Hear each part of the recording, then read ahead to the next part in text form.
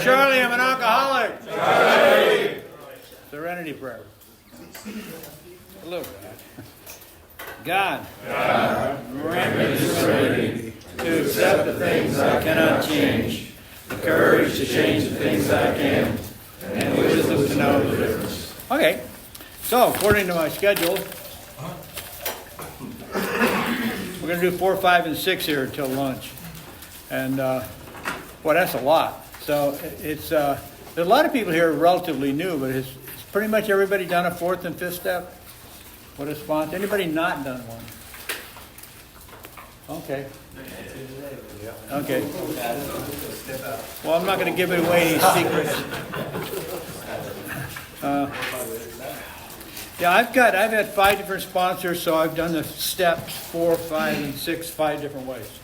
And then my first sponsor, Dick Tucson, I said, we need to do the steps, because I've gone to, all my buddies were talking about how many steps they did. Like we would go to coffee after meetings, and they were talking about, I'm on this step or that step, and I was way behind. So I go to Dick Tucson, I said, Dick, we need to do these steps. And he goes, who's this we you're talking about?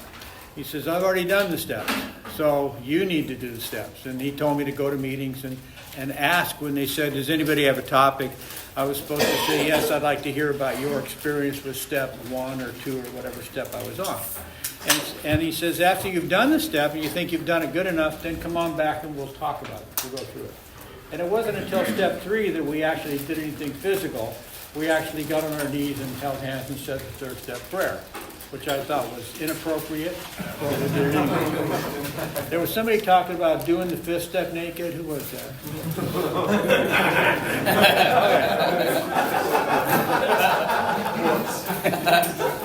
That's called reach around sobriety.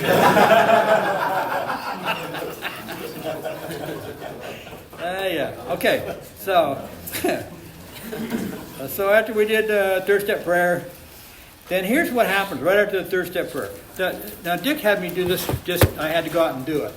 Then I went to Idaho, became an underground miner after being a pit boss, and 90 miles round trip to a meeting. There was no meetings. I was just in a mining camp, and there was nobody sober in the mining camp, and I would read a story out of the book at night. So that was my meeting, which cracks me up. Some people say I've read the book, but they've only read the first 164. Once again, this is just my opinion. If I give you a book to read and you only read this much of it, I don't think you've read the book. So I read the stories out of necessity because there was nobody to talk to. We didn't have cell phones in 1980 or anything like that. On page 29, it says here, this is the reason to read the stories if you're thinking about it. In the first 164 pages, it says several times to read the stories. In fact, when it goes to the ABCs, our personal adventures before and after, that's the stories. And 29, it says, each individual in the personal stories describes in his own language, it's from his own point of view, the way he established his relationship with God. So when I guess somebody's having trouble with God, I said, well, why aren't you reading the stories? That's exactly what they're about. Each person, from his own point of view and in his own language, tells him how he established his relationship with God. There's 42 stories. One of them's going to tickle your fancy. And then, so I would read these stories and then go. Every now and then I got to go to the meetings because it was. This is in the mountains in central Idaho, and so making a meeting wasn't that easy. So. When I did the steps there, my sponsor there, his name was Gail. And Gail and I were kind of doing the steps together. He was sober just a little bit more than I was, and I think I was more sober. But he had more time, I had more quality. But we actually did the steps together. So we did step 3, 4, 5, and 6 and all that together. Then Dave Hamsey had me do the steps a little more structured. Then after that, my sponsor was Clancy, and we did it a whole different way.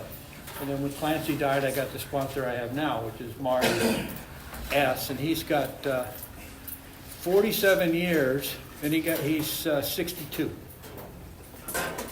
He got sober when he was 15. So I got him because I think he's going to outlive me. So in the book, and that's I think the reason that I like the big book is for taking a guy through the steps. And this is just me. Just whatever your sponsor is doing, that's what you ought to be doing.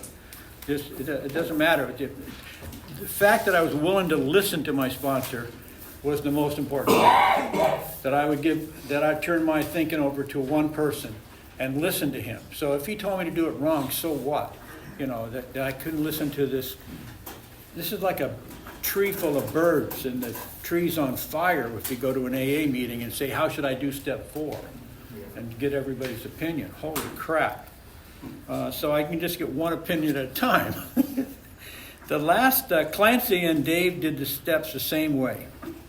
And what happened was after step 3, it says, after we say the prayer, it has a great word. It says next. It says next.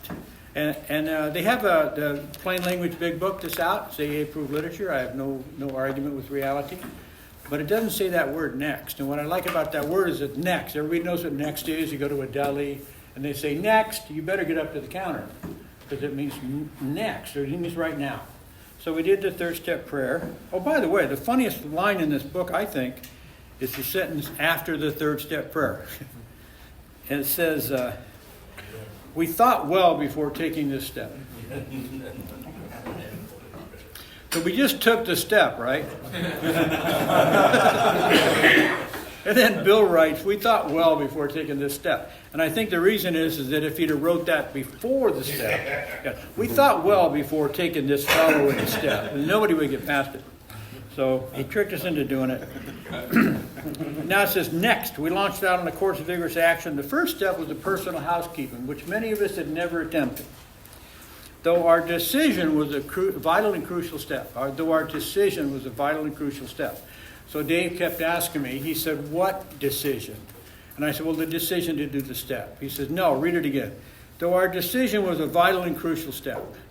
And then he said, it's the decision, if you read the step, so I read the step, and it says made a decision to turn our will and our life over to the care of God. So though our decision, meaning step 3, was a vital and crucial step, it could have little permanent effect. It means it's going to wear off.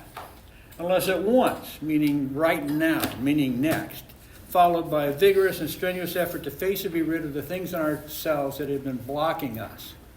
So what it tells, he says, so you'll go to meetings and you'll hear some guy and he'll say, I'm on step 4.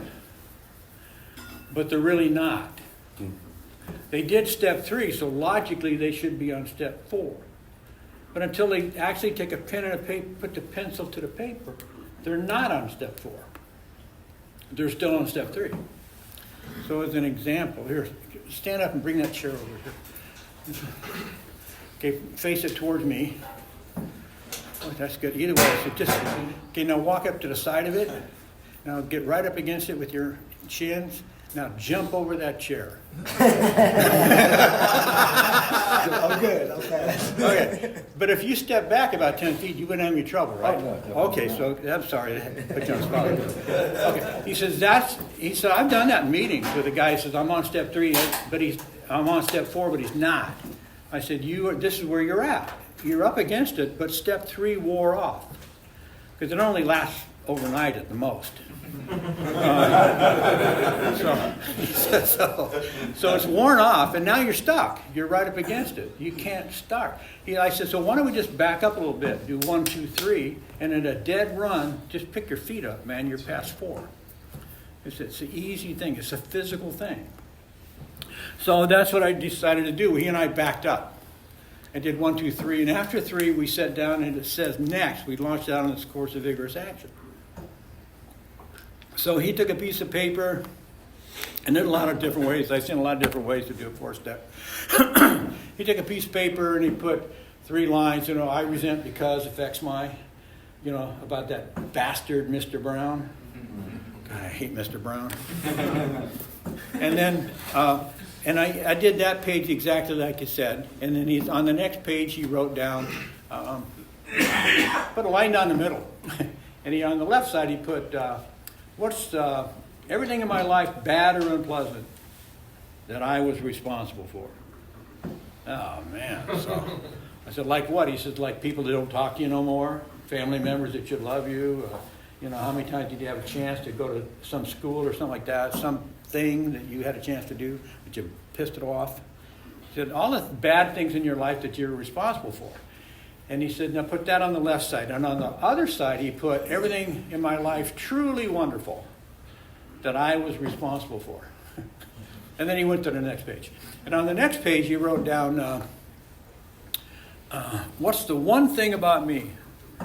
Something I did that I don't want anyone to ever find out about. And I had one. I'd be happy to share it with anybody one-on-one. But it was, at the time, it was reprehensible. And I wasn't going to tell anybody. And I would have bet you anything that I was going to go to my grave and carry that. I wasn't telling nobody that one thing. And he said, and then 4 lines down, he said, what are the other things? And then the last page was blank. So here's how his theory was, and I kind of like it. So the first one is, I resent because it affects mine, just right out of the book. I can almost do your list for you. Your father, your ex-wife, a girl that some bitch that slept with her, etc. And then we do a little check mark thing. And the second side, I did all the things that were bad or unpleasant that I was responsible for. There was a lot of them. And then on the plus side, I wrote down some things that I thought I was responsible for. I've had a good singing voice, had some musical abilities. I had a vicious work ethic. I would work it in the floor if it was just 2 of us and one of us was going to get the job. So I had some good ethics. I thought that's something that I was responsible for. And then this other page. So on the second page, I wrote this big long list, all the blown opportunities. And on the other side, I wrote down my kids. He said, so you were responsible for your kids. You had those all by yourself. I said, well, no, there was a girl involved. I thought my kids. I thought I was responsible for my kids. I thought the fact that I had those abilities was that I did that. I didn't do that. I had gifts. He said it's just like a baseball pitcher that doesn't have any arms. He's not a baseball pitcher. So the fact that he has arms is a God-given gift. My kids are a God-given gift. The fact that I have any ability with communications is because of that. My dad that I hated. He was so popular. He could tell stories so well. I got that from my dad. So that was a gift. I wrote down my sobriety. Like that's not a gift. There's people dying. Less than 3% alcoholics get to die sober.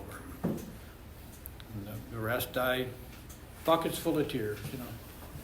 So that's a gift. Everything truly wonderful in my life was a gift. Everything bad or unpleasant in my life, I own it. So then he just held the list up after he crossed out all the things I thought I was responsible for on the good side. He just held up the list. He says, okay, this is you running the show, and this is God running the show. So why are you so insistent on continuing to run the show here? And so it got me, just a nuts and bolts kind of thing, and it got me. And then the next page about what's the one thing about me that's something I did. He says, always put down something I did, because sometimes guys will come back and say, well, I care too much, or they come up with some ephemeral thing, that they did. I want something they did, not the way they think, not something they did that they can't take back, can never take back. And once I said that one thing that was so reprehensible, the rest just came out like a flood. Where it said, what are the other things? The other things, it just came out in a big rush. So my 4th step, when he laid it out for me, he said, do the first 3 pages, and when you get to the blank page, that was the 4th page he gave me with blank. He says, call me, and I'll tell you what to do with that page. And it was Thursday night. And he said, you're a pretty bright guy, we should be able to talk on Tuesday. And we did on Tuesday. He said, most 4 steps take a year or 2 and then 4 hours.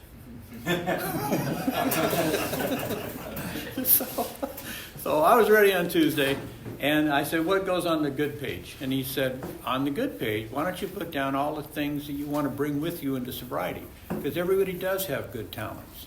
Everybody has physical talents. Some people are friendly, naturally friendly. Some people are helpful. Some people have a good sense of humor. Everybody has abilities and assets that they should bring into Alcoholics Anonymous. So what are some things you want to bring with you? And that's when I brought in my work ethic, sense of humor, et cetera, that stuff. My deal is taking guys through the steps. My deal is greeting newcomers and visitors at the door. That's like that's the whole thing for me. That's my niche in AA. And that's a gift. And that's what I want to bring into AA. So we'll go to step 5. So however you do step 4, because I've seen a lot of step 4. I had one where the guy it was pages of questions and things like that. It's fine. I had another one that took the 3 columns, and then he took there's 2 more columns in the big book. It talks about your fears and sex life, and that's fine. So it doesn't matter how it's done. It just doesn't. The important thing is it gets done. Then we went for a ride. Then what he did was he said, put down the assets, the things you want to bring with you into sobriety, and then he said, and bring a flashlight and meet me at the meeting. I had that same look. And what I wanted to say was, what's the flashlight for? But I knew he would hang up on me. I said, okay, Dave. And I brought the flashlight and said, what the hell is this flashlight for?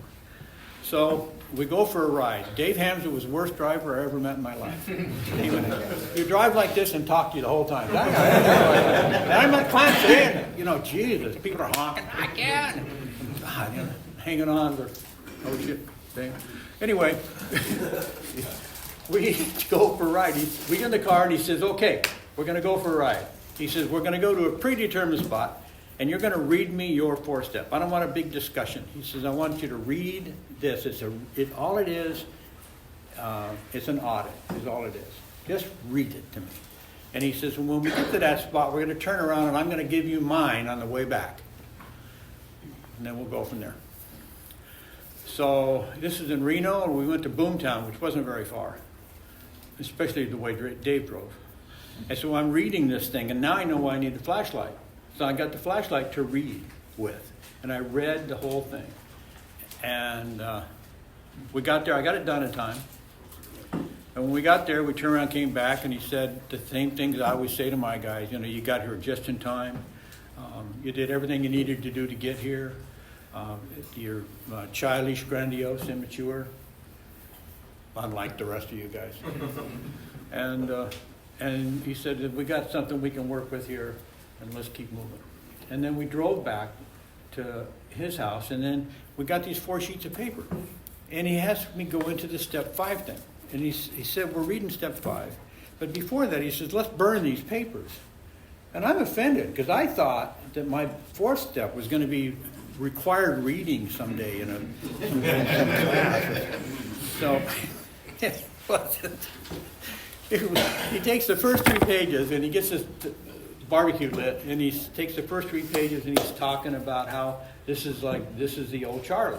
And he takes those first 3 pages and puts them in there, and they start burning. And the 4th page, he had me fold up and keep in my book, the things that I wanted to bring with me to AA. And we get all done talking, and we sit down. And this is where we go into steps 5 and 6. And we're going to have plenty of time to do this, because I thought he invented that burning your 4th step, your 5th step. I really thought he invented that. Turns out that Clancy, my sponsor, after Dave, and actually he was my grandson's before, but when Clancy first got sober, he had Bob Bailey, who was a radio personality, and you can actually find him on the classic radio at Sirius station. Bob Bailey was Johnny Dollar. He was Bob Bailey, Johnny Dollar, and he was an insurance investigator. And he was a very, very successful guy on the radio, because that was a big deal in the 50s. And he came by and picked up Clancy in front of the car that he lived in behind the Alano Club and took him for a ride up the Coast Highway. And Clancy read his four-step to Bob, and he cried the whole time. And they came back and burned it on the beach. And then they did step 6. Well, Clancy did step 6. So when he got all done with that, he said, "You did good, kid," and sent him on the steps. So it actually came from Clancy. So that would be 1959. So it actually started in the 50s. So we get, then after we burnt the step, we sat down and we started talking. It says, into action. Having made our personal inventory, what do we do with it? And this is when somebody says, why do step 5? Why should we do step 5? It says here in the book, it says, this is difficult. Especially discussing our defects with another person, we think we've done well enough in admitting these things to ourselves. There's doubt about that in actual practice. Many of us, we usually find solitary self-appraisal insufficient. Many of us are not necessary to go much further. We will be more reconciled to discussing ourselves with another person when we see good reason we should do so. The best reason first. If we skip this vital step, we may not overcome drinking. So if we don't do 5, we're going to drink. That's what the book says. If we skip this vital step, we may not overcome drinking. The thing that's going to kill us. Not easy either. Time after time, newcomers have tried to keep to themselves certain facts about their lives. Trying to avoid this humbling experience, they have turned to easier methods. So that was me. There was that one thing that I wasn't going to tell anybody, ever. So I would do all the rest, but I'm not telling that one, ever. Invariably, which means without variation, which means always. Invariably, they got drunk. Having persevered with the rest of the program, which is what I was doing. I was persevering with the rest of the program. I went to all the functions, I went to the conferences, I made the coffee, and I met all the newcomer girls, make sure they were tucked in. Having persevered with the rest of the program, they wondered why they fell. These are guys that was me. I didn't know how to stay sober. We think the reason is they never completed their house cleaning. If I clean my house and there's still a turd in the living room, I haven't cleaned my house. We took inventory all right, but hung on to some of the worst items. We don't hang on to the best. Some of the worst items in stock. And then it goes on, more than most people, the alcoholic leads a double life. And this part, when you read this made sense to me when I did that step, and it makes sense to me now with some time. When I came up on 5 years, I was ready to drink. And it's a dangerous year, I think, in AA. Because I wasn't a newcomer, so nobody's patting my head. And I wasn't an old-timer, so nobody was asking me for advice. I was a middle member. I was just a member of Alcoholics Anonymous. And it was very uncomfortable. Newcomer, I get attention. Old-timer, you get to do this kind of stuff. But what do you do at 5 years? Yeah.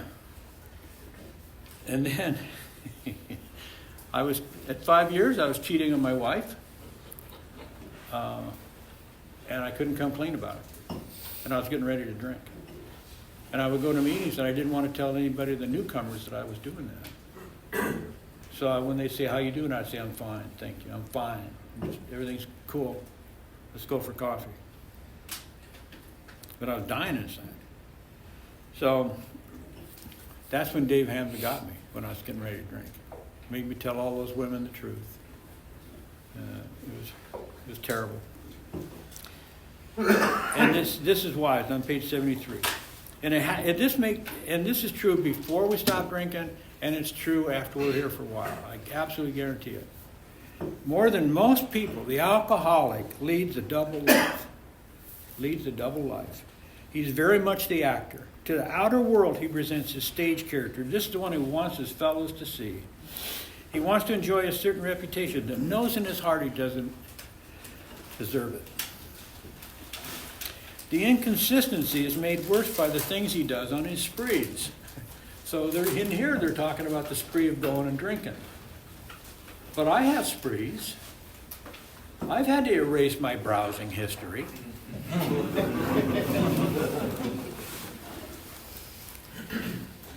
And this applies to me as well. The inconsistency is made worse by the things he does on his sprees. I'm laughing, but Bill is hilarious. Coming to his senses, isn't that a great line for an alcoholic? Coming to his senses, he is revolted at certain episodes he vaguely remembers. The problem when you're long-term sober is you remember exactly what you did. You remember exactly what happened. So, coming to his senses. These memories are a nightmare. He trembles to think someone might have observed them. How's that one, huh? What if your camera was on your monitor just before you erased your browsing history? You know, you might want to edit that out.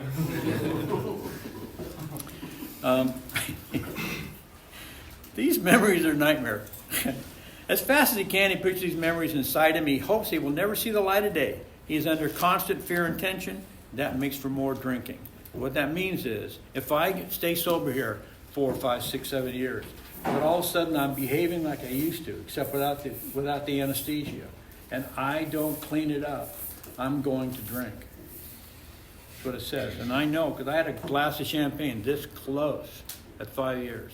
And I saw myself in the mirror and I dropped it in the trash. And went and ran into Dave Hampton and asked him to sponsor me. So I think I have time to tell this story. Wish it was a happier story, but it's not. So, well, let me do this first and then I'll talk. So this is, the reason I'm reading this is because after I'm done with the guy and we've burnt the 4-step and everything, and we're sitting down, there's, you know that thing where they say, what did you leave out? You know, is there something else? And it says it, Bill says it several times. He says, until they told somebody else all their life story. He has to get rid of the thing that he keeps so far inside. He must be entirely honest with somebody if he wants to be sober, to live long and happily in this world. I just sponsored. I've gotten to sponsor a lot of guys, and the ones that fall are the ones that they just have something. They're just not going to cough it up. It's rough. Then, and it talks in here about we carefully pick who we're going to do the fist up with. So the first thing Dave told me, he said, if you move somewhere and you're going to pick somebody to do your fist up, don't pick the guys out in front of the meeting talking to a bunch of other guys about somebody that ain't standing there. If they'll do it to them, they'll do it to you. And what he told me, and this was a rough lesson, he says, I don't want you to talk about people that aren't in the room, especially those that you sponsor. Because if somebody wants to tell something to you that they're holding on to, something really dark that they're holding on to, and you're talking about somebody who's not in the room, then they're going to wonder, are you going to share that? Are you going to share that? So I don't. In fact, I've been 86'd out of some coffee clips because I won't do it. If they're talking about somebody and they're not around, I'll start looking for them. What are you doing? I'm looking. Where's Bob? We're talking about Bob. And my sponsor was great about this. I would say, hey, how's Bob? And he took my phone one time and called Bob and handed it back to me.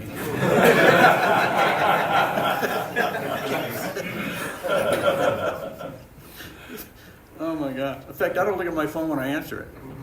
He caught me doing that once. The phone rang and I'm looking at it. And he answers it. He took it away from me and answered the phone. He goes, yeah, he's right here. Hands it to me. Then he says, who are you afraid of? Who are you afraid of? Who will you not talk to? Who are you afraid of? So I don't even look. And nobody's ever sold me an extended warranty on my car. Okay. So, and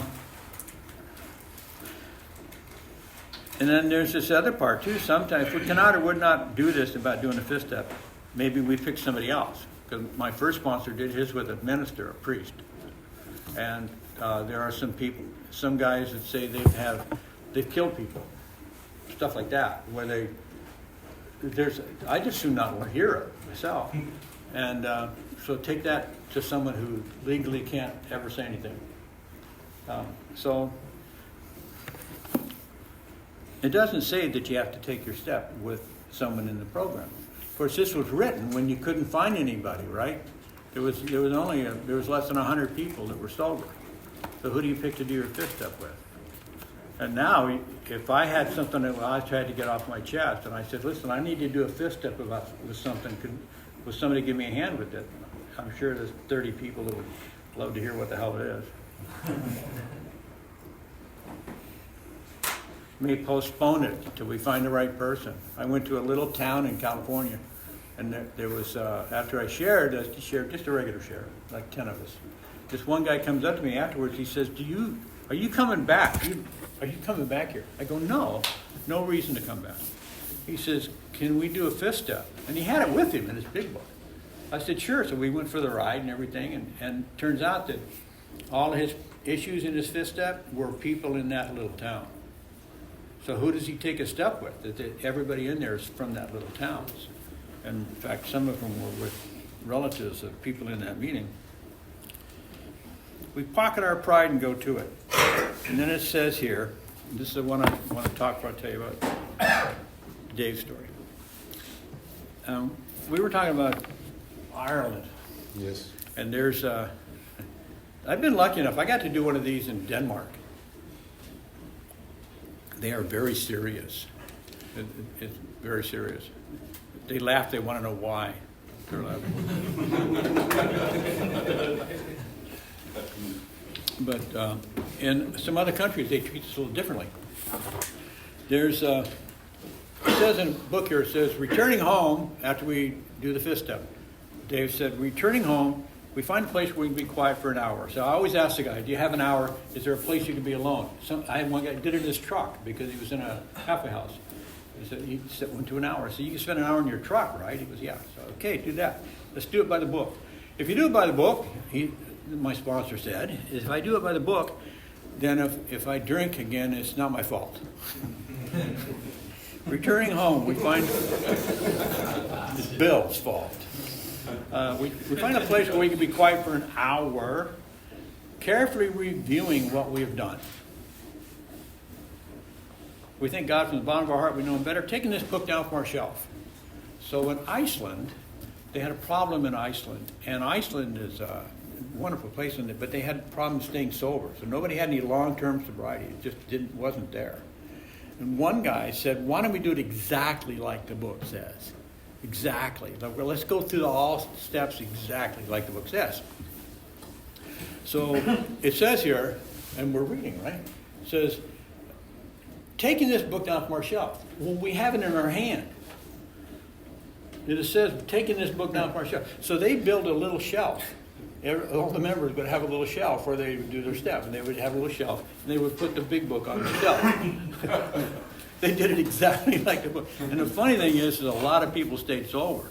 A lot of them, because they were doing exactly by the book. And I didn't go that far. But taking this book down from our shelf, turn to the page which contains the 12 steps. Carefully reviewing the first 5 proposals, we ask if we have omitted anything. For we are building an arch through which we're going to pass to free men at last. Okay, so anybody who's done the 5th step and then gone home and done the 6th step, here's my experience. I take the book, I read this. I'm supposed to do this for an hour. And then 5 minutes into it, I think, I'm good. Maybe 15 tops. An hour? I'm supposed to carefully review what I've done for an hour? So I never did. And so one time I was doing a talk, and I called up Clancy. I said, Clancy, I'm doing a talk on 6 and 7. And he said, how long? For an hour. He says, what do you do with the other 50 minutes? Because everybody goes home, and 50 minutes later, they're done. And that's how I did it for 36 years, 37 years. And then I was doing this step with the guy, and he had never been in AA before. He's a new guy, very smart. And I told him, well, usually it only takes 15 minutes. And he goes, well, what if we did this? He said, what if we're supposed to review the first 5 proposals. So there's step 1. I can do 10 minutes on step 1. Anybody here could do a 10-minute pitch on step 1.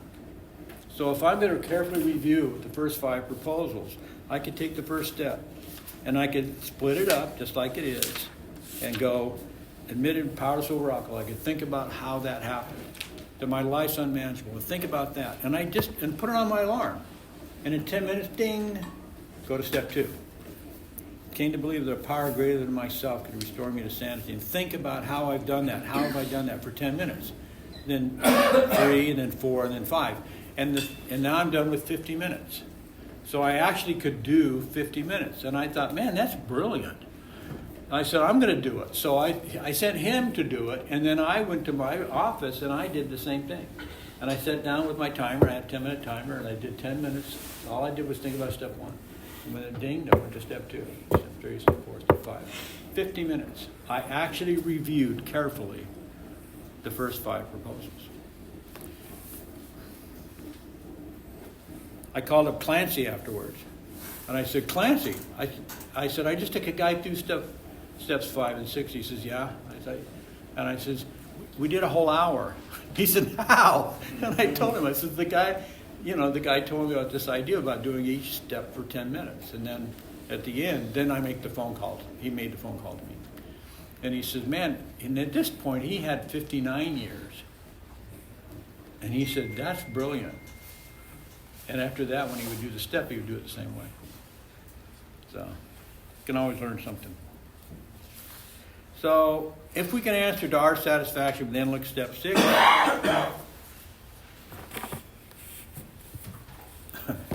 So Dave Hams asked me, he said, are you willing to go to any lengths to stay sober? Can you follow simple direction?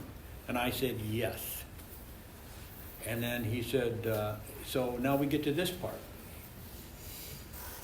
It just asked me, are we now ready to let God remove from us all the things which we have admitted are objectionable? And I told him I was willing to go to any lengths to stay sober, and then I could follow simple direction. And he smiled like this, and he said, when he read this part, he says, so if you can't do that, you were lying to me then. So are you lying to me then, or are you lying to me now? He said you're willing to go to any lengths to stay sober, you can follow simple direction. So I was stuck. I didn't have any. Why would I want to keep the things that are objectionable? Can you not take them all, every one? If we still cling to something we will not let go, we add God to help us be willing. And then right after that, it's the prayer, which is step 7, which we'll start the next session with, 7, 8, 9. As the most efficient way I found to do the step. But I want to talk about Dave for a second. And Dave was a great guy. He was a great AA. He sponsored 100 guys. Clancy was his sponsor. Chuck Chamberlain was his sponsor. But he was a boxer, and he had pugilistic dementia. Nobody knew it. CTE, which they have, the football players have now. And he was starting to deteriorate mentally. And when I met Dave Hams, I was sleeping with 6 women, and I was married. Thank you.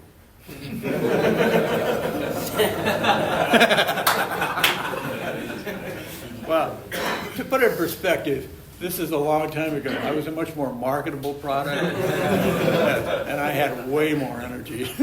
So I'm sleeping with 6 women, and I'm married, and I'm keeping them all separate, and I'm trying to do that. But I'm dying inside because I'm going to meetings and I can't tell the truth or nothing. And everybody's saying, "How you doing?" I'm fine.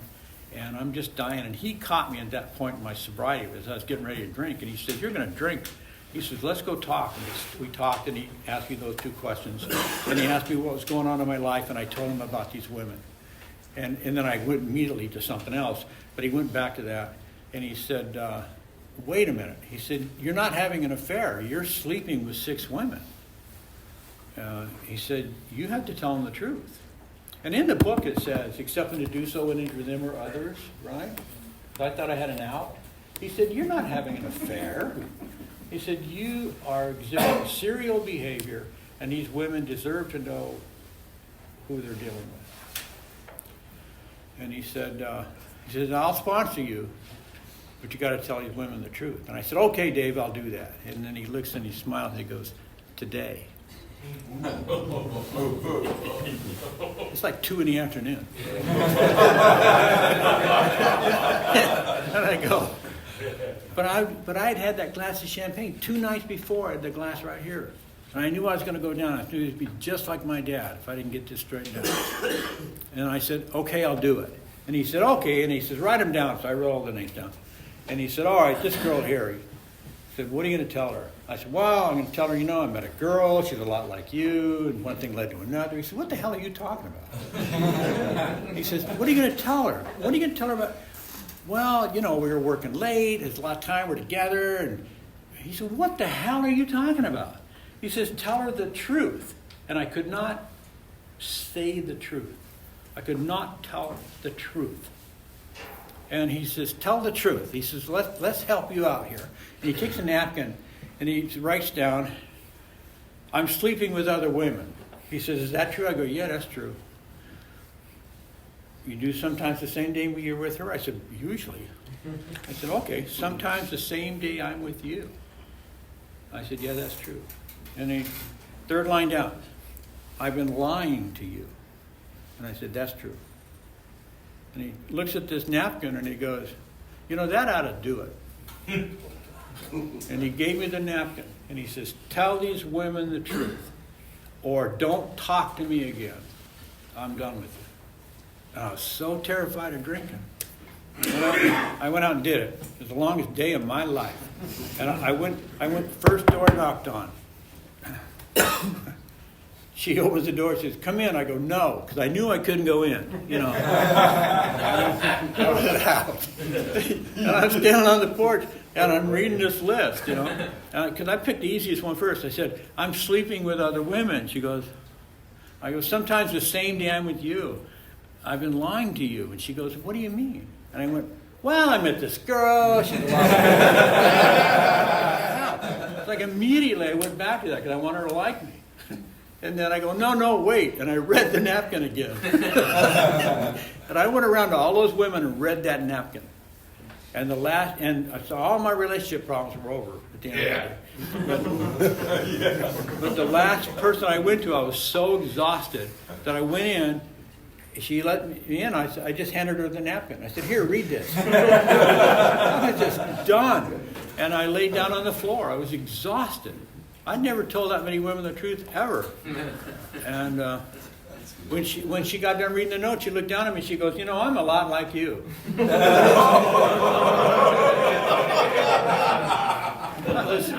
I was crushed.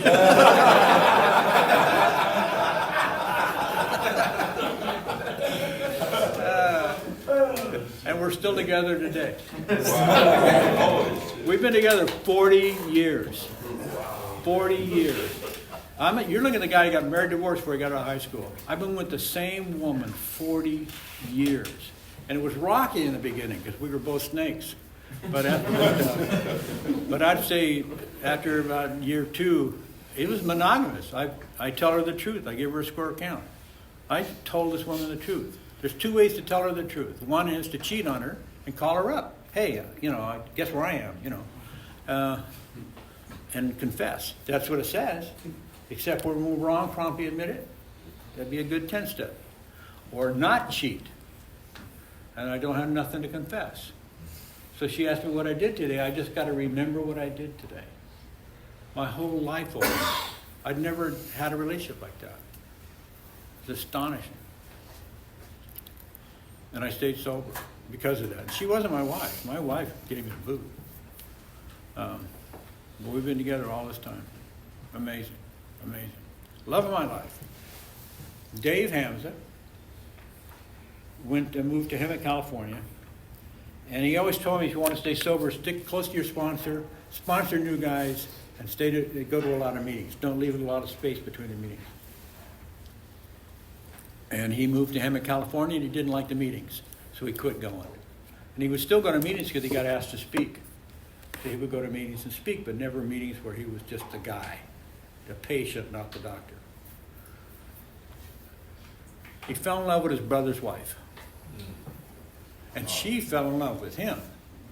And there's nothing to do about that. anybody's ever fallen in love, sometimes the most inconvenient thing possible. And he's married to Georgie. Georgie's got emphysema, and he hasn't been with her to speak for years, and he just felt so bad. And he falls in love with his brother's wife, and his brother dies. And then his brother's wife says, I feel the same way about you.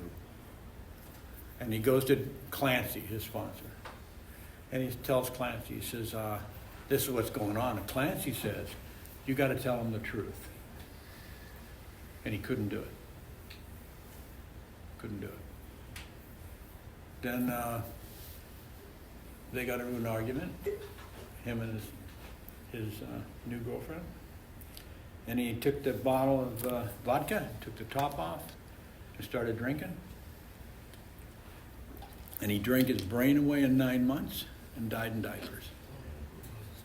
So, sometimes people say, you shouldn't have had to do that about those 6 women.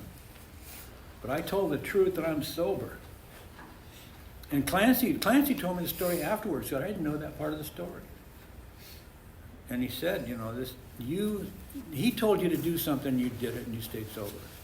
I told him to do something, he didn't, and he drank, and he died in diapers. It didn't take very long either. Just trying to cheer up the newcomer.